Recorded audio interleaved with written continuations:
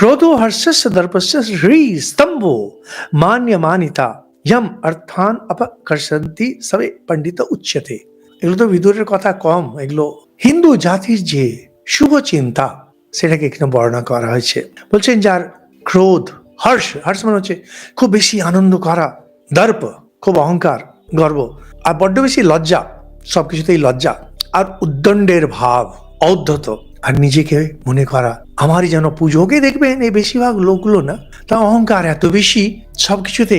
কে সম্মান খুঁজে বেড়াচ্ছে, বলছে আমাকে সম্মান দিল না, বলছে হ্যাঁ আমাকে মানলো না, হ্যাঁ আমি, এত নিজেকে মনে করার কি আছে। এরা হলো পণ্ডিত। আর বলছেন এই পণ্ডিতরা यस्य कृत्यम न जानन्ति मंत्रम व मंत्रितम परे, এনারা যখন কাজ করেন ঢাকঢোল পিটিয়ে করে না, চুপচাপ করে দেয়। যখন কাজ হয়ে যায় তখনই লোকেরা জানতে পারে। যখন ঢাকঢোল প্রচুর পেটানো হয় বুঝতে যে কিছু হবে না এর দ্বারা।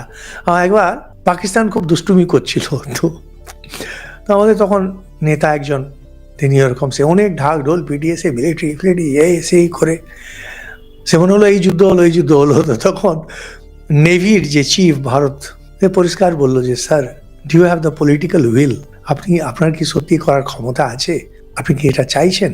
ঢাকঢোল পেটাচ্ছে মানে হয় হবে না কাজ, নয় কাজ ফেল করে যাবে। ইন্দিরা গান্ধী যখন 71 যুদ্ধ করলেন কেউ বুঝতেও পারলো না, জানতেও পারলো না, হঠাৎ শুরু হয়ে গেল যুদ্ধের প্রস্তুতি নিয়ে, হয়ে গেল বাংলাদেশ আলাদা।